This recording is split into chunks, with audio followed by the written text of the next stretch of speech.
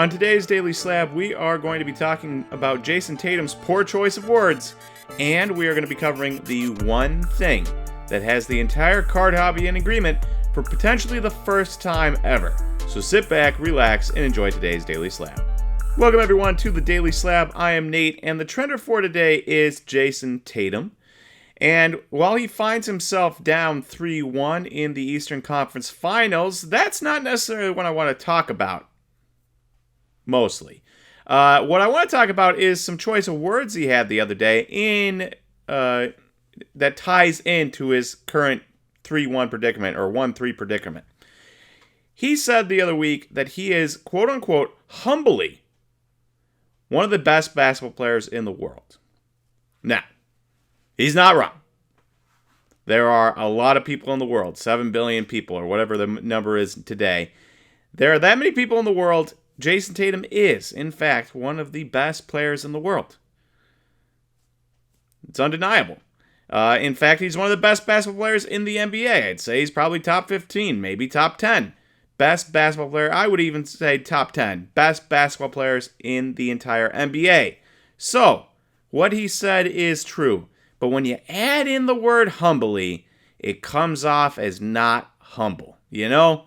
And so when he says, humbly, I'm one of the best basketball players in the world, either just say, I'm one of the best basketball players in the world, or don't say it at all, because the humbly just sounds bad. And then if you don't back it up, if you're down 1-3 to the Heat, and when he said this, he wasn't down 1-3 to the Heat, but it's just a bad look for a guy that a lot of people don't want to like because he's on the Celtics. Not many people like Boston sports. A lot of that is because they've had a ton of success. The Celtics, the Red Sox, the Patriots, the Bruins. They've had a ton of success in the last 20-ish years. Starting with the Patriots' first Super Bowl. You've got the Red Sox multiple wins. The Bruins, even though they had a disappointing year this year. You had the Celtics even winning a championship in there. And so not many people are going to like Boston sports, and therefore they're not going to really like the players that play for Boston. And that includes Jayson Tatum, and they will take any chance to tear him down. And so if you're going to say this, either cut out the humbly or don't say it at all. And now they're down 1-3 to the Heat. They did just win the other day, but the Heat have looked like they're the significantly better team in the series. And Jayson Tatum's cards are suffering because of it. You can see here his 2017 Prism Green rookie PSA 10. That is down 21% in the last 3 months. And will be interesting to see what happens if the Celtics can't come back and win 4 in a row, or 3 in a row now that they've won 1. It will be interesting to see what this card sells for, because obviously Tatum is still young, 25 years old, or 26 years old, 25 years old. But when you have these expectations and you fail on them year after year, people tend to get a little bit antsy and a little bit onto the next person, especially with somebody like Victor Wembanyama coming into the league. So we will see. He obviously has time to right the ship and win some championships, but this year it looks like a lost cause, and it's a tough scene after humbly calling yourself one of the best basketball players in the world. And then we've got our post of the day, and this post, along with anybody else who posted it, well, it seems like everyone in the comments was in agreement. For the first time ever, the entire card hobby agreed that the person that pulled the Druw Jones Superfractor should sell it. Now, if you didn't hear about this, I would be shocked. Everyone and their mother has covered this subject by now. I just happened to be a day late because it came out after I'd already recorded the Daily Slab for yesterday. What are you going to do about that? But you have likely heard about the Druw Jones story. Dave and Adams set out a bounty. $250,000 today within the first 30 days of release if you pull it and sell it to them, or if you pull it within the first 30 days and hold on to it, if he makes the Hall of Fame, you get $1 million.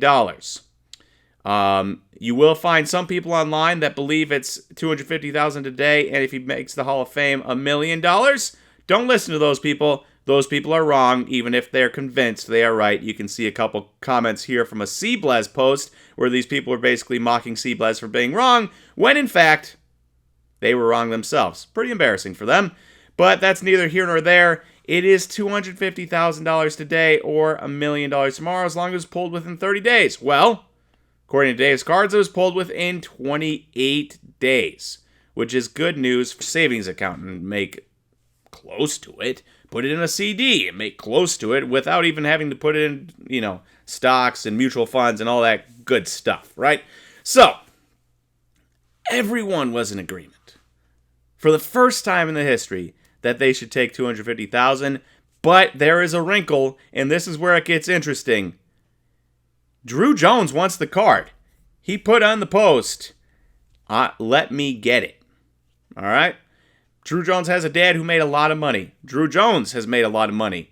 All of a sudden, there might be a little bit of competition for this card between David Adams and Druw Jones. Obviously, he has to pony up more than $250,000 for it. I don't know if he would be willing to do that, and I wouldn't. Some people will probably say, oh, you should just give it to Druw Jones because it's his card or yada, yada, yada. But $250,000 is life-changing money for a lot of people. And there's no way I would ever suggest anybody pass that up to give it back to somebody, especially when you are the one buying the box. So, very crazy. I don't know what's going to happen with it. What do you think happens? And what would you do? Would you sell it to Druw Jones for less but still get some good money? Would you sell it to David Adams for $250,000? Would you hold on to it? I doubt it, but would you hold on to it and gamble it away for the $1 million? Let me know in the comments below. Or would you even just set it up for a bidding war and see if you can get multiple people bidding on it past $250,000? Let me know. As for me, I'd probably talk to Druw Jones and see what he wanted to do, but if I'm being asked to pass up $250,000 from David Adams, that would be hard to do. And if it was me, and it isn't me because we know it's Mason and his, their sports card shop, I would take the money. All right, and one last thing, a reminder, Aaron is talking to Mason and his dad about the Druw Jones sports card poll, so if you want to check that out, you can check that out right now on SlabStox YouTube channel. Thank you everyone for watching today's Daily Slab. If you enjoyed this video, please click that like button, and don't forget to hit that subscribe, and I will talk to you tomorrow for the next Daily Slab. See you everyone.